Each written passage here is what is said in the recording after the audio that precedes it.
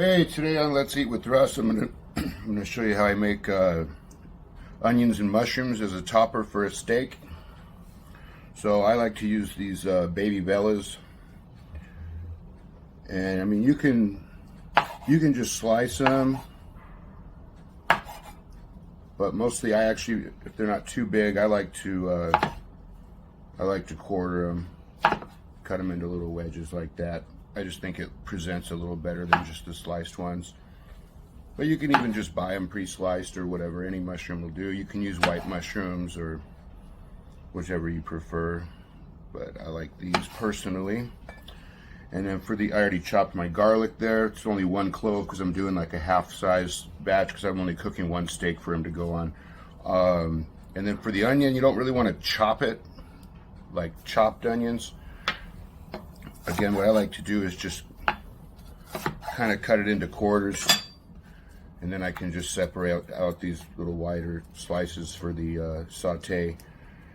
So that's it on the prep, and I got to cook the steak still, and then I'll show you how to put all this together when it's time for it. All right, let's get to sauteing up these vegetables, well, vegetable and fungus. So we're going to put in this little cast iron guy here. We're going to heat up, I'm doing about a half-size batch here, so I'm going to do 1 tablespoon of olive oil. And I've got about 1 tablespoon of butter. Get all the paper off of it.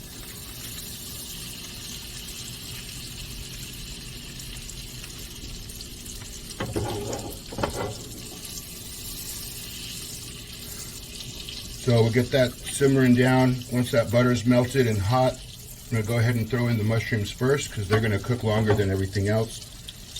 And I'm probably just going to shoot this as one continuous video, so there'll be portions that I'm not talking or giving instructions, and I'll just speed that part up when I actually publish the video, so you won't have to just sit through it, and I'll make it shorter for you. That's about good enough there.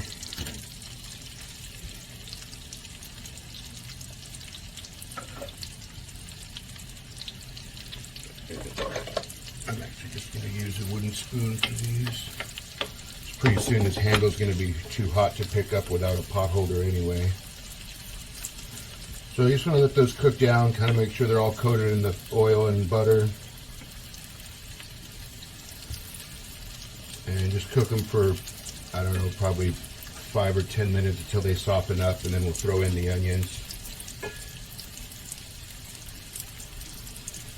Actually, I think I will just pause it here for a minute. So that was actually only about 5 minutes, but they're about as cooked as I need them before I start adding other stuff. So I'm going to go ahead and add the onions and get those stirred in. And after the onions cook for just a minute or two, probably, when they just start to look like they're warm enough to be cooking, we're going to add a few other things. Try to add the garlic and the parsley towards the very end, and the seasonings.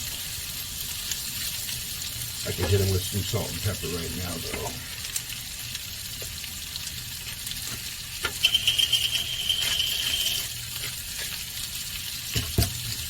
There's enough flavor in these. I don't go too heavy with the salt and pepper.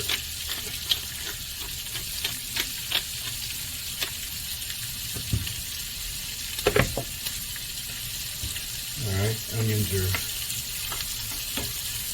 starting to cook a bit here.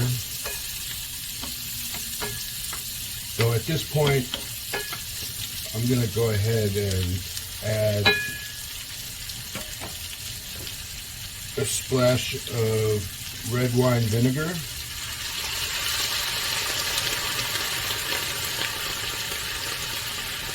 I didn't measure it, but that was probably a tablespoon or two, probably about 2. Excuse me, that vinegar is a little strong coming off the heat there, but it'll cook off. It shouldn't be overpowering.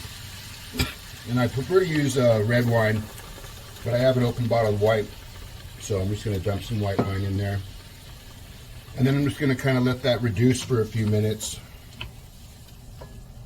boil off some of that moisture. And at the very end, I'll add the garlic and the parsley and the thyme that I'm going to use. Alright, so we're almost there.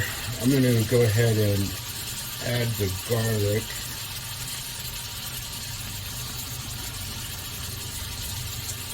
And the fresh parsley, don't need too much.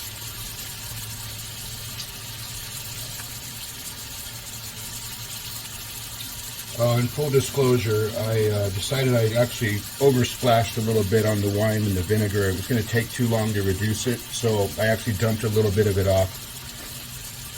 So if you make this dish, maybe use a little lighter splash than I did. And don't have any fresh, so I'm just going to sprinkle in a pinch of ground thyme. Or, I don't know if it's ground, but just dried thyme anyway. And we're pretty much there. Just gotta let the garlic get cooked down and incorporated. And pretty soon we can scoop this all over a nice ribeye steak. Alright, we got our steak ready here. And these onions and mushrooms look like they're about ready to go.